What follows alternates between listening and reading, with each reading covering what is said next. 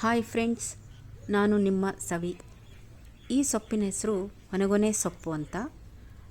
ನಮ್ಮ ತೋಟದಲ್ಲಿ ಸಾಕಷ್ಟು ಪ್ರಮಾಣದಲ್ಲಿದೆ ಇದು. ಈ ಮಳೆಗಾಲದಲ್ಲಂತೂ ಯಥೇಚ್ಛವಾಗಿ ಬಿಡುತ್ತೆ ಈ ಸೊಪ್ಪು. ನೀರು ಹಾಕ್ತಾ ಇದ್ದರೆ ಯಾವಾಗಲೂ ಸಿಗುತ್ತೆ ಈ ಸೊಪ್ಪು. ದೇಹಕ್ಕೆ ತಂಪು ಮಾಡುತ್ತೆ ಮತ್ತು ಇದು ಆಹಾರ ಪದಾರ್ಥದಲ್ಲಾಗಲಿ ಆಯುರ್ವೇದದಲ್ಲಾಗಲಿ ಹೆಚ್ಚಿನ ಪ್ರಮಾಣದಲ್ಲಿ ಬಳಕೆ ಮಾಡ್ತಾರೆ ಈ ಸೊಪ್ಪನ್ನು. ಈ ಸೊಪ್ಪಿನಲ್ಲಿ ಎರಡು ವಿಧ ಇದೆ. ಒಂದು ಚಿಕ್ಕ ಹೊನಗೊನೆ ಸೊಪ್ಪು, ಮತ್ತೊಂದು ದೊಡ್ಡ ಹೊನಗೊನೆ ಸೊಪ್ಪು ಅಂತ. ಈ ಚಿಕ್ಕ ಹೊನಗೊನೆ ಸೊಪ್ಪಲ್ಲಿ ಎಲೆಗಳು ತುಂಬ ಚಿಕ್ಕದಾಗಿರುತ್ತೆ ಮತ್ತು ನೋಡೋದಕ್ಕೆ ಸ್ವಲ್ಪ ಕೆಂಪು ಕಲರಲ್ಲಿರುತ್ತೆ. ಇದು ನಮ್ಮ ತೋಟದಲ್ಲಿ ಬಿಟ್ಟಿರೋದು ದೊಡ್ಡ ಹೊನಗೊನೆ ಸೊಪ್ಪು. ಮತ್ತು ಇದು ದೇಹಕ್ಕೆ ತಂಪು ನೀಡುವಂಥ ಸೊಪ್ಪು ಈ ಹೊನಗೊನೆ ಸೊಪ್ಪು. ಆಹಾರ ಪದಾರ್ಥದಲ್ಲೂ ತುಂಬ ಬಳಕೆ ಮಾಡ್ತಾರೆ. ಈ ಮುದ್ದೆಗೆ ಬಸ್ಸಾರು, ಬೇಳೆ ಜೊತೆ ಪಲ್ಯ ಮತ್ತು ಈರುಳ್ಳಿ ಬೆಳ್ಳುಳ್ಳಿ ಜಾಸ್ತಿ ಹಾಕಿ ಪಲ್ಯ ಮಾಡೋದ್ರಂತೂ ತುಂಬ ರುಚಿಯಾಗಿರುತ್ತೆ. ಇದು ಎಲ್ರಿಗೂ ಇಷ್ಟ ಆಗುತ್ತೆ ಇದ್ರ ಪಲ್ಯ, ಸಾಂಬಾರು.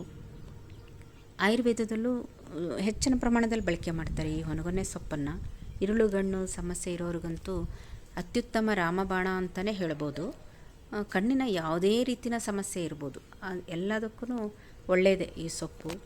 ಇದರ ಉಪಯುಕ್ತನೂ ತುಂಬಾ ಒಳ್ಳೆಯದು, ದೇಹಕ್ಕೆ ತಂಪು ಮಾಡುತ್ತೆ. ಮತ್ತು ಈ ಚರ್ಮ ರೋಗ ಸಮಸ್ಯೆ ಇರೋರಿಗೆ, ಜಾಂಡೀಸ್ನಂಥ ಕಾಯಿಲೆ ಇರೋರಿಗೆ, ಲಿವರ್ ಸಮಸ್ಯೆ ಇರೋರಿಗೆ, ಗಾಯಗಳಿಗೆ ಅತ್ಯುತ್ತಮ ಔಷಧಿ ಇದು. ಈ ಹೊನಗೊನೆ ಸೊಪ್ಪಿನ ರಸನ ಹಚ್ಚೋದ್ರಿಂದ ಗಾಯಗಳ, ಚರ್ಮ ರೋಗ ಸಮಸ್ಯೆ ಎಲ್ಲ ನಿವಾರಣೆ ಆಗುತ್ತೆ. ಮತ್ತು ಈ ತಲೆ ಕೂದಲು ಉದುರುವಿಕೆ ಸಮಸ್ಯೆಗೂ ದಿವ್ಯ ಔಷಧಿ.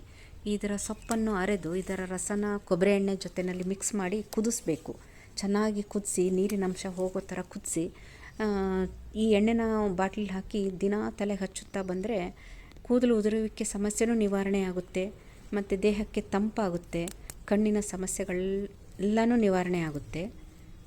ಹಾಗೆ ಉಪಯುಕ್ತ ಆಹಾರ ಪದಾರ್ಥದಲ್ಲೂ ಬಳಕೆ ಮಾಡೋದ್ರಿಂದ ಉತ್ತಮ ಆರೋಗ್ಯಕ್ಕೂ ಒಳ್ಳೆಯದು ಈ ಹೊನಗೊನೆ ಸೊಪ್ಪು. ಕೂದಲು ಯಾವಾಗಲೂ ತಲೆ ಕೂದಲು ಕಪ್ಪಾಗಿರುವಾಗ ನೋಡಿಕೊಳ್ಳುತ್ತೆ. ಹಾಗಾಗಿ ತಲೆಗೆ ಹಚ್ಚೋದ್ರಿಂದ ತುಂಬಾ ಉಪಯುಕ್ತ ಈ ಹೊನಗೊನೆ ಸೊಪ್ಪು. ಮತ್ತು ಎಲ್ಲರಿಗೂ ಇಷ್ಟ ಆಗೋ ಸೊಪ್ಪು ಈ ಹೊನಗೊನೆ ಸೊಪ್ಪು. ಹಾಗಾಗಿ ಯಥೇಚ್ಛವಾಗಿ ಬಳಕೆ ಮಾಡೋದ್ರಿಂದ ಉತ್ತಮ ಆರೋಗ್ಯಕರ ಅಂತಲೇ ಹೇಳ್ಬೋದು. ಒಳ್ಳೆ ಈ ಮಳೆಗಾಲದಲ್ಲಂತೂ ಸಾಕಷ್ಟು ಸಿಗುತ್ತೆ ಈ ಸೊಪ್ಪು. ಸ್ವಲ್ಪ ಒಂದು ಚಿಕ್ಕ ಕಡ್ಡಿ ಹಾಕಿದರೂ ಸಾಕು, ತುಂಬ ಹರಡುತ್ತೆ ಈ ಗಿಡ. ಹಾಗಾಗಿ ಒಳ್ಳೆಯ ಆಹಾರ ಅಂತಲೇ ಹೇಳ್ಬೋದು ಈ ಹೊನಗೊನೆ ಸೊಪ್ಪು.